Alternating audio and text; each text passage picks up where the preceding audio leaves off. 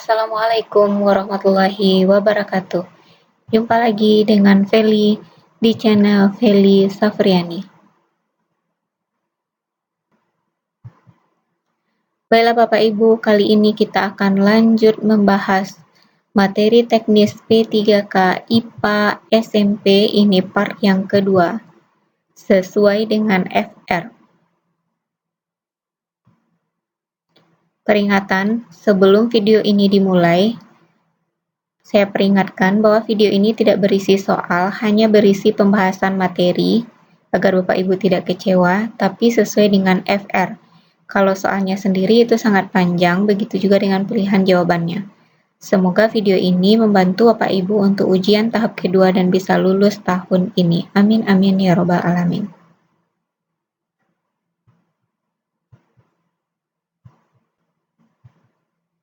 Kita bahas FR yang pertama, yaitu tentang pemanasan global.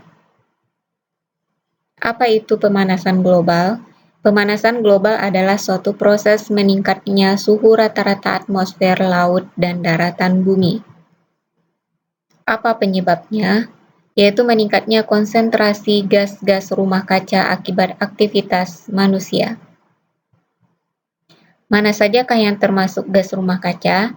Yang pertama, karbon dioksida atau CO2, yang berasal dari bahan bakar fosil dan aktivitas pembakaran hutan.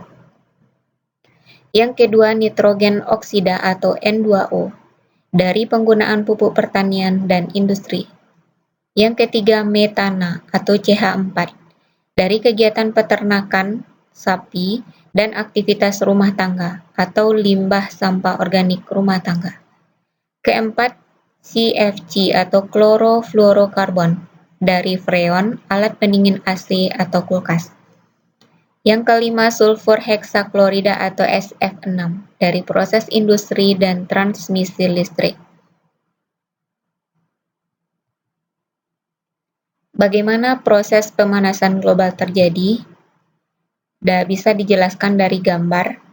Jadi semua gas yang merupakan gas efek rumah kaca tadi, yaitu membentuk suatu tameng di atmosfer yang mengakibatkan radiasi sinar matahari yang masuk sampai ke bumi itu tidak bisa lagi dipantulkan ke angkasa bebas.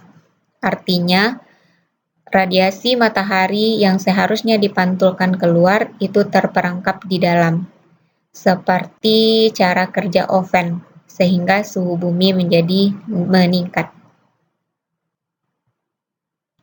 Apa dampak pemanasan global? Yang pertama, mencairnya es di kutub, menipisnya lapisan ozon, meningkatnya level permukaan laut, perubahan iklimnya semakin ekstrim, dan gelombang panas yang makin meningkat. Bagaimana cara mengatasinya? Yang pertama, mengurangi pemakaian energi listrik atau penghematan. Yang kedua, mengurangi pemakaian plastik. Yang ketiga, kurangi konsumsi daging sapi, mengurangi pemakaian kendaraan bermotor dengan bahan bakar fosil, beralih ke sepeda untuk jarak tempuh yang dekat atau pakai kendaraan umum untuk jarak tempuh yang jauh. Menanam pohon untuk mengurangi karbon dioksida, menjaga penguraian sampah rumah tangga secara aerob agar tidak terjadi penguraian secara anaerob, yaitu dengan mengontrol asupan oksigennya. Jadi ini adalah pembahasan tentang pemanasan global. Semoga dari apa yang kita bahas ini ada masuk soalnya dan Bapak Ibu bisa menjawabnya. Selanjutnya soalnya berkaitan dengan karakteristik planet. Jadi saya tidak tahu planet mana yang dimaksud, akan kita bahas saja semuanya. Yang pertama mulai dari Merkurius. Jadi Merkurius ini adalah planet terdekat dari Matahari. Planet Merkurius merupakan planet terkecil dalam tata surya. Planet Merkurius terdiri dari 70% logam dan 30% silikat. Warnanya abu-abu, tidak memiliki satelit, tidak memiliki cincin. Kemudian planet Merkurius memiliki waktu revolusi tercepat dalam tata surya. Jadi karena dia paling dekat dengan matahari, jadi waktu untuk berputar mengelilingi matahari satu putarannya itu dia yang paling cepat. Kemudian yang kedua Venus. Venus itu adalah planet terdekat kedua dari matahari. Planet ini suhunya tertinggi dalam tata surya. Mengapa bukan Merkurius yang paling tinggi padahal Merkurius paling dekat dengan matahari? Karena gas-gas atmosfer Venus ini sama dengan gas pada efek rumah kaca, artinya memerangkap radiasi sinar matahari yang sampai ke permukaannya. Kemudian planet Venus ini merupakan satu-satunya planet dengan arah rotasi berkebalikan. Jadi kalau yang lain dari timur ke barat, dia dari barat ke timur. Kemudian memiliki bentuk, ukuran, dan komposisi yang hampir sama dengan planet Bumi, berwarna putih kekuningan, termasuk ke dalam kategori planet dalam. Jadi planet itu ada dua kelompok, planet dalam dan planet luar. Yang termasuk planet dalam yaitu ada 3, Merkurius, Venus, dan Bumi. Kemudian yang termasuk planet luar itu adalah Mars, Jupiter, Saturnus, Uranus, dan Neptunus. Venus tidak memiliki satelit sama dengan Merkurius, memiliki waktu rotasi terlama dalam tata surya. Bahkan, waktu rotasinya itu lebih lama daripada waktu revolusinya. Jadi rotasi itu adalah waktu yang dibutuhkan untuk berputar pada porosnya. Kemudian biasanya dikenal juga sebagai bintang fajar dan bintang senja. Jadi kalau pagi-pagi kita melihat ada satu bintang yang bersinar, itu bukan bintang, melainkan itu adalah planet Venus. Planet yang ketiga, Bumi. Bumi yaitu merupakan satu-satunya planet yang dihuni makhluk hidup, merupakan planet terdekat ketiga dari matahari, planet yang paling padat dalam tata surya, komposisinya 78% nitrogen, 21% oksigen. Planet ini berwarna biru kehijauan jika dilihat dari luar angkasa. Planet Bumi memiliki wilayah perairan 70% dan daratan 30%. Memiliki satu satelit alami yaitu bulan. Planet Bumi tidak memiliki cincin. Selanjutnya Mars. Mars ini merupakan planet paling dekat dengan Bumi. Mars itu merupakan planet terkecil kedua dalam tata surya setelah Venus. Kemudian Mars memiliki warna kemerah-merahan sehingga dijuluki sebagai planet merah. Planet ini terdiri atas komposisinya 95% karbon dioksida dan 3% nitrogen. Mars termasuk dalam kategori planet luar, memiliki 2 satelit alami yaitu Phobos dan Deimos, dan Mars juga tidak punya cincin. Selanjutnya Jupiter. Jupiter itu adalah karakteristik utamanya planet terbesar dalam tata surya. Komposisinya 89% hidrogen dan 10% helium.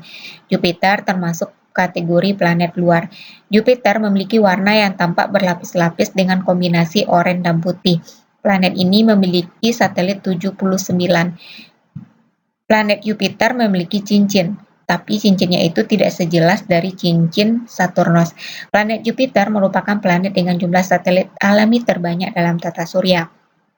Dan planet Jupiter memiliki waktu rotasi tercepat dalam tata surya. Jadi dia berputar pada porosnya itu hanya sekitar 10 jam.